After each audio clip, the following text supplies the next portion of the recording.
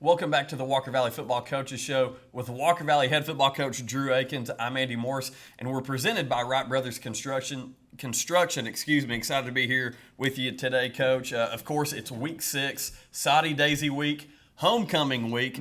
A lot of big stuff to talk about coming up with that game. But before we go into all that, let's talk about last week. Yeah. Big win down at Ooltewah, big region win. Yeah, it was a big-time win. I thought our defense played outstanding throughout the night. Actually excited about getting to film because we got a lot of defensive clips I want to show off some of the guys that performed really well. So really excited about the way our defense played. I thought we were I told people throughout the weekend, you go watch film and you realize it wasn't as ugly as it seemed live. Friday night I left thinking, man, we scored on, I think, 7 out of 8 drives. We scored 4 out of 4 drives in the first half. And I was really frustrated at the end of the first half because it felt like, that we had scored around mistakes. Instead of scoring because we executed really well, I feel like we scored even though we made some mistakes and we just made a play here and there. Going and watching the film, it was not as much that way. They did some really good stuff defensively that kind of changed our game plan, and we weren't able to adjust quick enough up front. But they put us in some binds. Our offensive line actually ended up playing pretty well throughout the night. Caden Lassen graded out at 96%. Andrew Dugan graded out at 96%. Those two led the way up front. I thought they played really well throughout the night. Our receivers played well. Obviously, Luke had a big-time catch there after they scored their touchdown to kind of get us back in control of the game. Sawyer Boyd had 2 touchdown catches. But all in all, it was a successful night. It's a region game. Obviously, we were down Roman that game as well. So being able to do that without one of your better players, or most likely, your all-state, returning all-state receiver, one of your best players, is pretty impressive. I thought Casey Cunningham really led the way on offense the other night. I think he had 12 carries, 91 yards, and a touchdown. All in all, you look at it, and it was cleaner on film than it felt like in person. Well, it definitely had a very balanced feel to it because of Cason's success on the ground with those 91 rush yards. Coach, of course, last week, final score 41-6. It was Walker Valley's 100th victory as a program. That's a pretty cool stat. Yeah, it's cool. It's cool to be here and be a part of that and be a part of a growing program.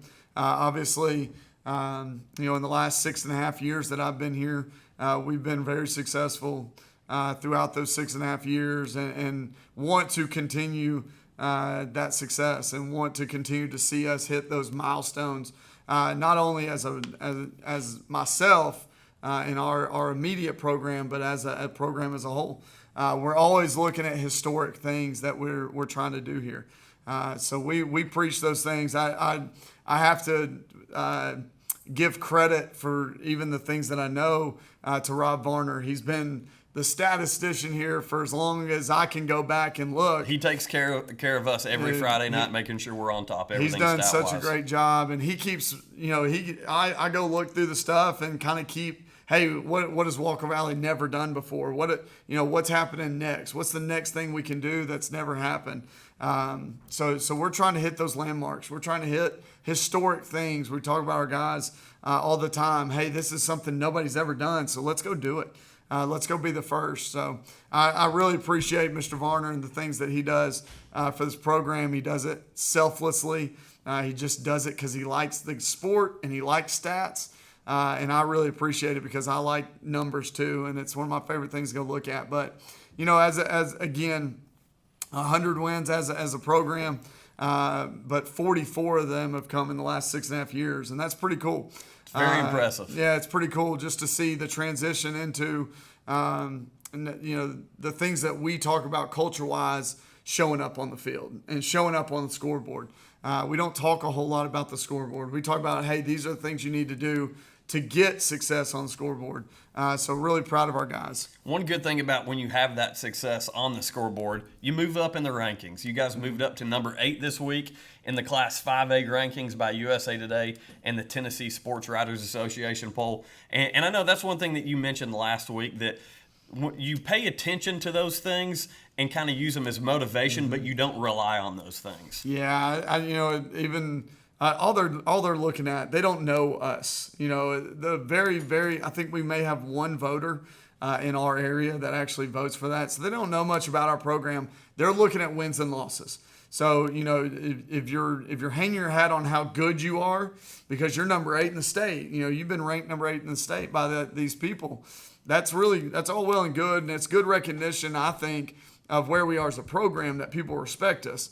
But I'm not sold that you know how good you are based on that ranking. I do know that we like to use that to say, hey, people still don't think that you are who we think we are, so we got to go prove it again. So we talk a lot about going and proving those things throughout. But there's rankings all over the place that we're pulling and using as gasoline here, or hiding it because we don't like that they do like us in certain things. So, but ultimately, those are people that don't know much about our program. And if we're relying on other people to rank us, then we're going to not worry as much about the standard and the culture that we want to play at. Coach, you talked a lot already about our receivers and Case and Cunningham in that game last week down at Ooltewah. I feel like I'm a little redundant when I talk about Chase Stevens because the standard has been set, and he keeps that standard week after week. Last week down at Ooltewah, 18 for 23 passing for 254 pass yards and 4 touchdowns. He continues to keep that high standard. Yeah, I was really proud of him. Early on, they're giving us a 4-man box. They're dropping 8. So drop 8 defense. Maybe when we get there, I can show a clip of drop 8 defense. But drop 8 defense, there's not a lot of holes to throw into, and you almost have to force pass game. I thought we ran the ball really well early, and then ran the ball pretty well late. But in the middle, we kind of relied on Chase to go get some yards and get some touchdowns. I think he had 3 touchdowns on the night. Again, what he's doing so well, the thing I'm most proud of. Excuse me, the thing I worried most about in the preseason, he's protecting the ball so well. He's not putting the ball in harm's way. Again, another game where the ball didn't even almost get intercepted. The ball was never in harm's way. That's what I'm most proud of what he's doing. He's able to make decisions on the fly. He's able to make changes on the fly. And what he showed the other night was he's willing to stand in there and take a hit as he throws. He's playing really well. He's playing with a ton of confidence. And at the quarterback position, confidence will take you a long way. Yeah, one more guy I want to talk about. I know that when we get to the film session part of this show, we're going to talk a lot of defense. But Reese Davis at tight end had another touchdown reception. I'm a big fan of using the tight end, Coach. Yeah, and that's kind of been a new development for us. I really feel like that we have to do a better job of using the tight end in the pass game. I think it was a big-time tell for us that when we had the tight end in the game, you didn't have to cover him. You really didn't have to cover pass because we weren't going to throw the ball out of our tight end wide-back sets. So we're trying to expand that a little bit. Every single week we're trying to add something in that's unique. I think tight ends are so dangerous, especially when you get down in the red zone. And Reese has done an outstanding job in the red zone of finding space, and that's one of the clips that we're actually going to start out with today. Is we're going to start out with kind of the design behind that. But Reese has done a great job. He's been working so hard on pass catching, and right now he has 2 catches for 2 touchdowns. So that's pretty cool for Reese. Good percentage there. Yeah, super good percentage. But man, I'm just so proud of. We've asked him to do some really dirty work. So for him to get rewarded for some of that dirty work is pretty cool. And last guy I'm going to talk about before we go to break here, your kicker, Chris Malik. 5 for 5 extra points, 2 for 2 on field goals. It counted for 11 points in the ballgame. Yeah, are you sure you didn't look at my playlist? I mean, you're bringing it up. We're on the same page. I like that. It's pretty good. We didn't talk about any of this, so that's pretty impressive. I tell you, that first field goal, the 34-yard field goal, to know that we have that in the bag gives me a lot of confidence. I think Chris is playing with a ton of confidence. He had 2 touchbacks the other night. One was kind of from the 30-yard line. I'm not sure you can count that. It does count. But ultimately, he kicked the ball, kickoffs really well. But to know you have a 34-yard field goal in the bag, it allows you to attack a little bit more when you get down in that tight red zone area because you know you can go kick it. Watching his confidence grow from preseason to where we are now, he's been a weapon. He's just a sophomore, so really excited to have him for the next 3 years doing what he's doing right now, kicking with a lot of confidence. So before we come back with the second half of the show and go over film study with Coach Akins, a couple things I want to talk about. Of course, it's homecoming week. Soddy Daisey here this Friday night. You can get your tickets on GoFan by scanning the QR code, or you can pick them up at Gobbles Automotive, Monogram Market, or the Town Squire, or right here at Walker Valley High School. But, Coach, I'm going to let you talk a little bit about this. We have a new clear bag policy. Yeah, and I don't know the full extent of it, size, what I know there's a size that we're going to put it out on social media. So they are making it to where bags that you bring in need to be clear bags. They'll check that as you come in through the ticket gate. There'll be officers making sure that the bags are clear and that they fit the size ratio. We're going to put all that out on our social media as soon as we get it confirmed and what it should be. By the time you're listening to this or watching this, you should have somewhere on our social media that you can go find a detailed list of what is involved. But ultimately, man, we want high school football games to be safe environments. And we want people to feel like they're going into a safe environment. We have security at all these things. And ultimately, we want to make sure that people know when they come to a Walker Valley game, they're going to have a great experience. It's going to be a ton of fun, and they're going to get to leave with their family at the end of it. So, I support Bradley County Schools. I support Dr. Cash in this decision, and we're going to go do our best to make sure that we follow through as to the T as we can with it. And with that, we're going to take a quick break. You're watching and listening to the Walker Valley Football Coaches Show with head coach Drew Akins, presented by Wright Brothers Construction. When we come back, second portion, film study with Coach Akins.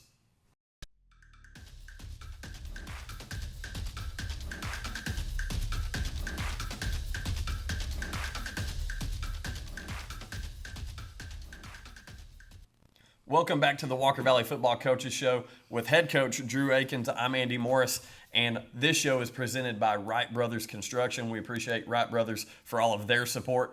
Coach, of course, it's our favorite time of the show, our film session, where you come in here and break some stuff down for us and show us some really cool clips. If you're listening on the radio, you can catch this on the Walker Valley YouTube page as well as WCLE's YouTube page.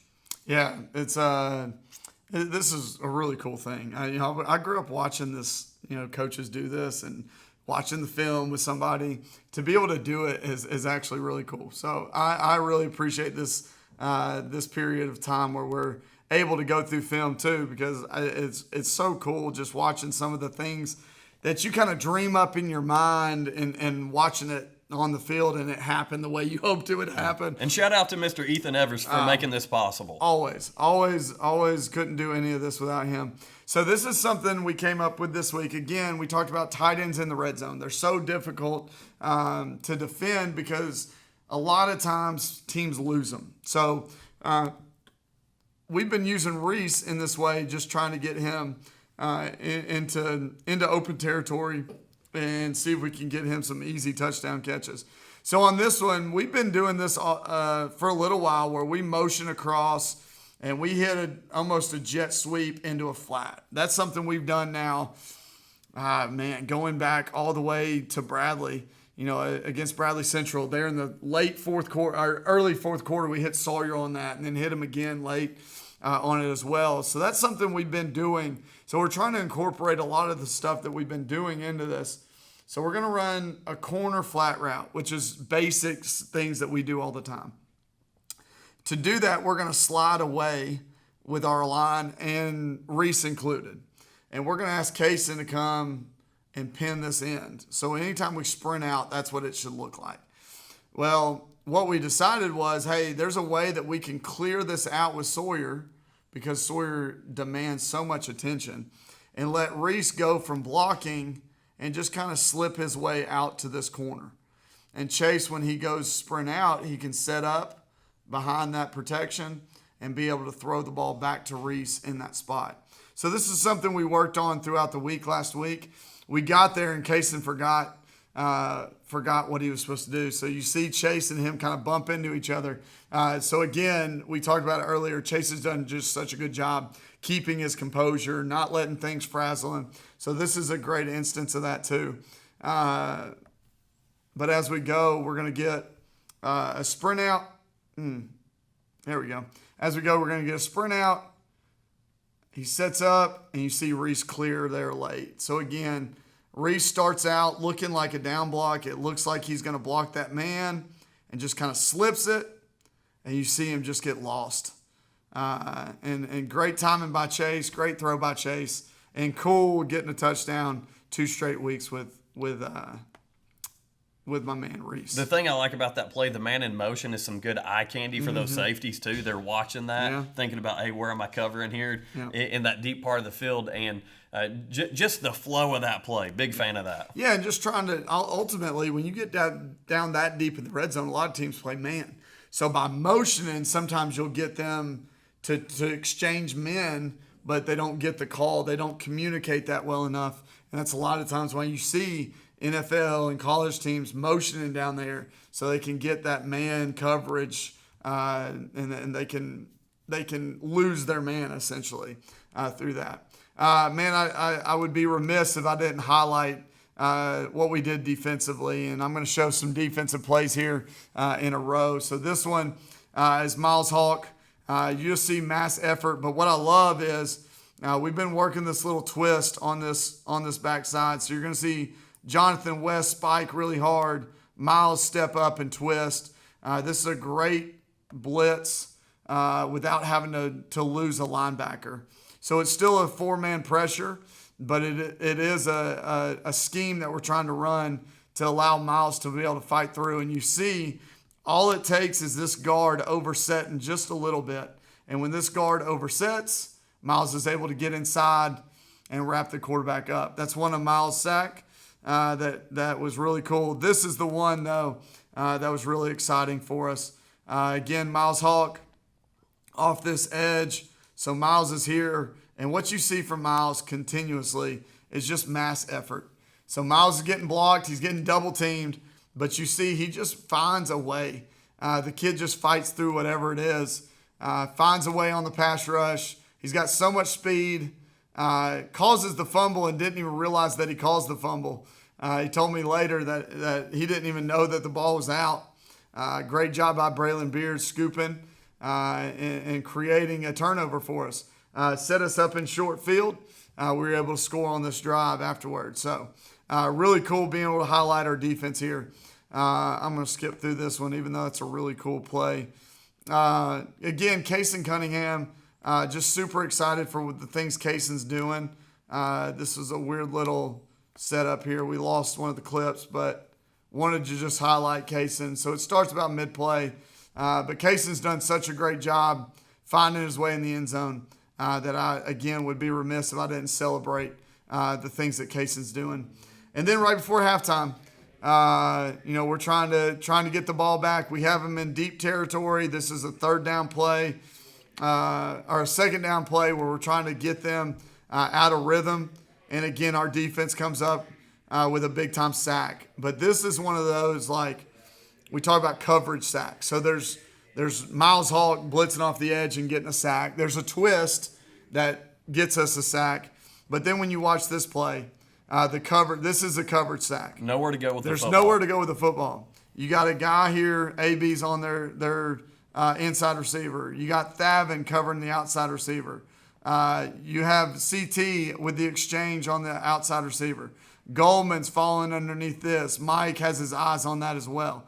So there's really nowhere to go with the ball. This kid is super late in the progression, so that he doesn't even get back to that guy. And then the pressure's able to get home. I think Godsy's had a great year.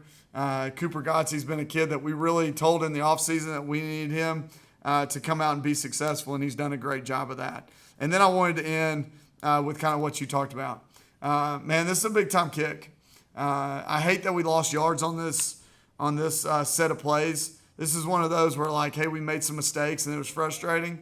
But to make those mistakes and not have to pay for it with a drive that gets 0 points, this is big. So Malik got us, this week we hit 100% in the red zone. That's one of our goals. Every time we get to the red zone, we want to score points. And Malik was a big part of that, hitting that field goal and then hitting another red zone field goal in the second half. So kids playing with a ton of confidence. Really excited to see kind of where we go with him throughout the year. Yeah, he's been automatic. There's no doubt about it. Absolutely. So getting to celebrate different people. That's ultimately this film. A lot of times we focus on the offense, but this one allowed us to celebrate some different people, especially defensively, the way we're attacking the football and getting pressure on the quarterback. Coach, do you have one more really good defensive clip by chance? I heard some rumors. About a big hit. Yeah, this is one of my favorites. So let's just go. Let's go here. I wasn't prepared. I feel like we're in springing it on you a little bit. Yeah, you sprung it on me. But hey, this is a good opportunity for us to go. Let's see if I can grab. Well, Evers, what are we popping up here? May not be able to do it. Let's see if we can get out of that. If not, you can talk about it. Yeah, listen, I've been so proud to be a part of our youth league and was hoping we could pull up some of our youth league clips. But Lachlan got himself a nice little pancake tackle that I was going to show. But listen, our youth league has been so fun. Speaking of youth league, our youth league is getting recognized before the game on Friday. So a really cool opportunity for us to get all those kids that have joined in with us year one in our youth league and really celebrating them in the pregame. So thankful for Glenn Ryan, the former head coach here, for his willingness to come and run the youth league and to see my kid be able to play. And some of the kids that my kid has grown up watching them play on Saturdays has been a ton of fun and ultimately will create a lot of success for the Walker Valley K-12 football thing. So we're really excited about it. Maybe next week I can get it pulled up and that'll work. Coach. We'll start. I'll put you on the spot a little bit. We'll start the coaches show with that maybe next week. That it was a really cool play that he told me about, and I went and found it. It was one that he was proud of, and rightfully so. So it's good stuff. Excited for Friday. Homecoming, like you said, celebrating youth league. We got a teacher alumni cookout before the game. So really a lot of things going on this Friday. But ultimately, I've told our guys all week, our job as football players is to go win a football game. So trying to keep the main thing when it comes to football. And our players have done a good job of that so far. You're absolutely right. Again, another region game here at the MAC against Soddy Daisey. Come out, support the Mustangs. Kickoff is at 7 p.m. right here at Walker Valley High School. You can catch game coverage on Cleveland's Oldies 99.1 with myself and Jacob Mason. So if you're not able to make it to the game, you can listen to it. If you are here at the game, feel free, bust out those earbuds and listen to us and cheer on the Mustangs as you're here. So with that, Coach, appreciate you taking the time to break down film with us today, and go Mustangs.